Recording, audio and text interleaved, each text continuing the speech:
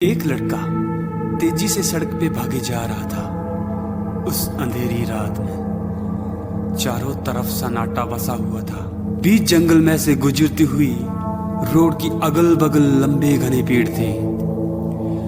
वहां पर केवल उसके भागने से हो रही कदमों की आवाज और उसके हाफने की आवाज आ रही थी।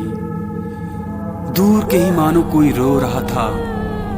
धीरे धीरे किसी के सिसकने की आवाज आ रही थी। दूर तक भागने के बाद एक पेड़ के नीचे खड़ा हो गया और मुड़कर देखने लगा। कोई उसके पीछे तो नहीं है, मगर वहां दूर तक किसी को ना देखकर उसे चैन की सांस आई, मानो किसी मुसीबत को वो पीछे छोड़ आया हो। तो किसी ने उसके कंधे पे हाथ रखा तो उसे लगा पेड़ के पीछे कोई है। जैसे उसने झांक के देखा, वहां कोई नहीं था। वो इधर उधर उस शख्स को ढूंढने लगा जिसने उसके कंधे पे हाथ रखा था। तो उसके ऊपर से पेड़ से पानी टपकने लगा। उसने वो पानी की बूंदें हाथ में ली तो वे पानी नहीं था, बल्कि खून था। स्याही लाल खून। खून देखकर उसकी चीख निकल गई। चीख सुनकर उस पेड़ से एक साथ कई चमगादड़ उड़ने लगी। उनके एक साथ उड़ने से वहां का शांत माहौल बेचैनी देने वाला शोर में बदल गया। कुछ पल के बाद शांति हो गई, मगर अभी भी उसका दिल जोरों से धड़क रहा था। उसे कुछ समझ नहीं आ रहा था। हिम्मत करके धीरे धीरे आगे बढ़ा। तब उसे दोबारा एहसास हुआ कि उसके पीछे कोई चल रहा है, मगर उसने पलट कर नहीं देखा। जिसकी लंबी सी नाक थी, कटा फटा चेहरा और आंखों में खून बह रहा था, वो भयानक चुड़ैल थी। इस तरह उसे अपने सामने देख लड़का 2 कदम पीछे हट गया और वहां से भागने की कोशिश करने लगा, मगर बुढ़िया ने वहीं खड़े खड़े अपने हाथ को बढ़ाया, अपने नाखूनों से उसका चेहरा नोच दिया। उसे अपने शरीर पर किसी के चलने का एहसास हो रहा था। तो उसकी नजर चारों तरफ वे चारों तरफ बड़ी बड़ी मकड़ियों से घिरा हुआ था। सारी मकड़ियां उस पे चढ़ने लगी और उसकी चीख से सारा जंगल गूंज उठा। एक ही पल में मकड़ियों ने उसके शरीर का पूरा मांस खा लिया। हड्डियों का कंकाल छोड़कर वहां से गायब हो गई।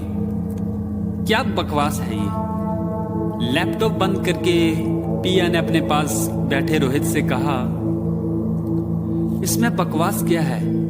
अच्छी भली तो कहानी है। इतने इंटरेस्टिंग तरीके से भूतनी सामने आई थी। ओफ, देखकर मुझे अभी भी डर लग रहा है। मेरे हाथ के रोंगटे खड़े हो गए थे उसे देखकर। दिल जोरों से धड़क रहा था। उफ, ये भूत प्रेत सब बकवास बात है। ऐसा कुछ भी नहीं होता। ये तो मूवी बनाकर लोगों को डराते हैं फिल्म मेकर। तूने कभी सुना है कि ये लोग सच में होते हैं? कि कभी किसी ने देखा है इनको? रोहित गुस्से से प्रिया की ओर देखने लगा और बोला, तुम मान या मत मान, भूत तो होते हैं। ये कहते हुए उसकी आंखें लाल हो गई। मैं नहीं मानती। हाँ, जल्दी तुम्हें सब का होने का एहसास होगा, तब तो मेरी बातों का यकीन करोगी। हाँ, कराओ मुझे एहसास, तभी तुम्हारी बात मानूंगी। ये कहते हुए प्रिया जोरों से हंस रही थी। कुछ दिनों बाद रात के 10 बज रहे थे। अपनी एक मीटिंग खत्म करके प्रिया को निकलने में देर हो गई थी। वो कार में बैठकर खुद से बोली, प्रिया मैडम, इट्स टू लेट। 10 तो आपके पुणे में ही बज गए। मुंबई पहुंचते पहुंचते 1 बज जाएगा। तो वहीं से सुबह ऑफिस, सारी जिंदगी झंड हो रखी है। ये प्राइवेट जॉब से तो सरकारी नौकरी ही अच्छी है। कम से कम टाइम की लिमिट तो होती है। यहाँ तो टाइम की कोई लिमिट ही नहीं होती।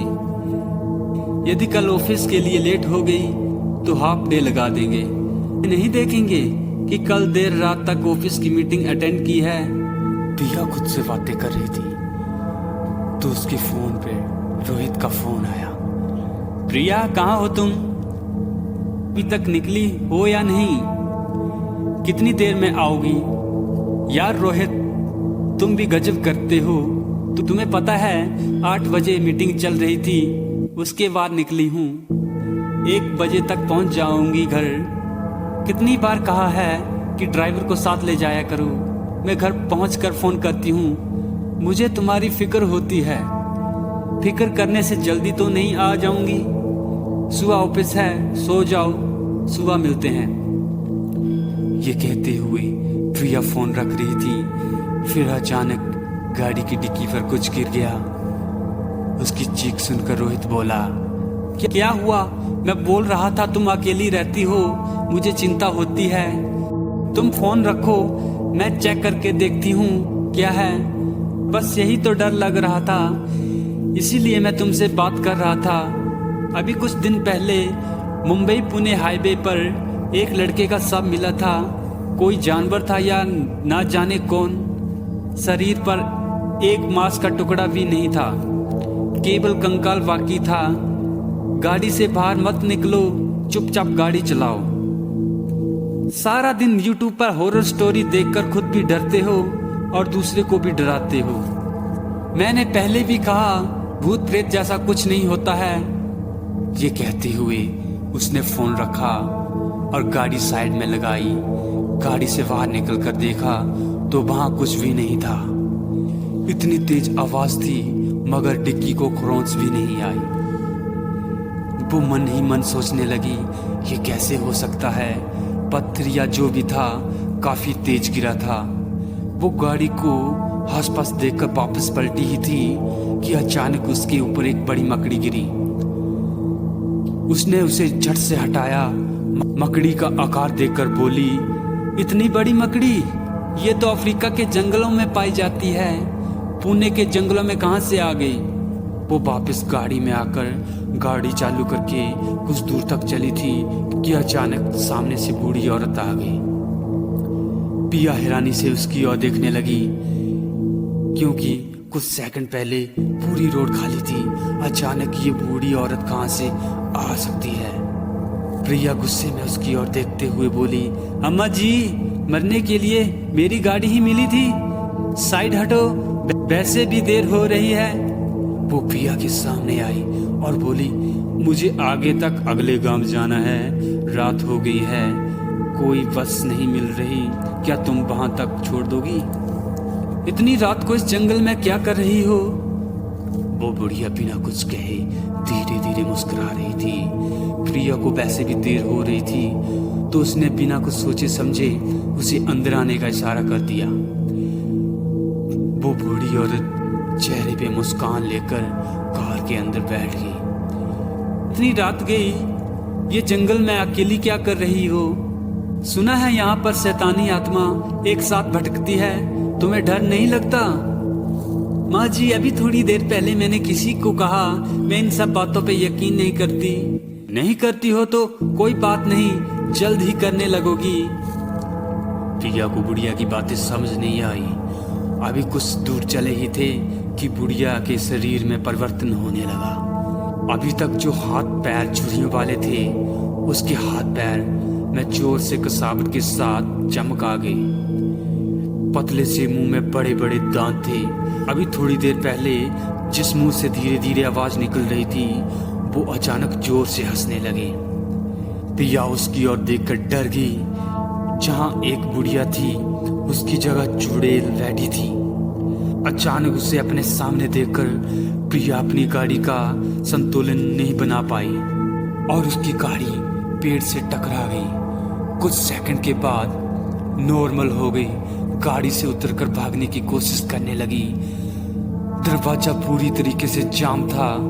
कोशिशों के बावजूद दरवाजा नहीं खुल रहा था और कुछ दिन देखी गई मूवी का सीन याद आने लगा। चुड़ैल जोरों से हंसने लगी। मौत को अपनी गाड़ी में बिठाकर जिंदगी की तलाश कर रही थी। यह दरवाजा कभी नहीं खुलेगा, इसे तो हमारी प्यास बुझानी है। बहुत दिनों के बाद किसी जवान लड़की का खून पीने को मिलेगा। मेरा शिकार कभी जिंदा नहीं बचा, कहते हुए उसने पिया के हाथों पर नोच दिया। उसके हाथ से निकलता हुआ खून पीते हुए वो मुस्कुरा रही थी। अचानक एक झटके से गाड़ी का दरवाजा खुल गया। वो गाड़ी से निकलकर भागने लगी।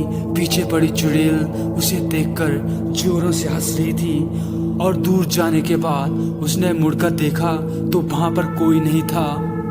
एक पेड़ के नीचे वे गहरी सांस लेने लगी तो फिर वो चुड़ैल पेड़ से उल्टा लटक कर उसके सामने आई। उसे देखकर चीखते हुए प्रिया भागने लगी। थोड़ी दूर जाकर वे एक पत्थर से टकरा कर गिर गई। उसे अपने शरीर पर किसी चींटी का चढ़ने का एहसास होने लगा। उसने अपने हाथों को झटका तो वहां पर बड़ी मकड़ी थी। उस मकड़ी से डरकर वो खड़ी हो गई और उसकी हालत देखकर चुड़ैल जोर जोर से हंसने लगी। दूर खड़ा रोहित भी मुस्कुरा रहा था। क्या हुआ, तुम तो इन सब चीजों में यकीन नहीं करती हो, फिर डर क्यों रही हो, कहते हुए वो भी हंसने लगा। अचानक प्रिया की नींद खुल गई। वो जंगल में नहीं बल्कि अपने पलंग पे थी। उसके फोन पर रोहित का फोन आया। क्यों प्रिया, कैसा रहा तुम्हारा अनुभव? अब तो यकीन करोगी कि आत्मा होती है कि अभी भी नहीं करोगी? ये कहते हुए वो जोरों से हंस रहा था। प्रिया की नजर अपने कमरे की खिड़की पर पड़ी। वहां पर बड़ी मकड़ी चल रही थी। प्रिया को यकीन हो गया कि भूत प्रेत होते हैं। मिलते हैं नेक्स्ट स्टोरी में दोस्तों।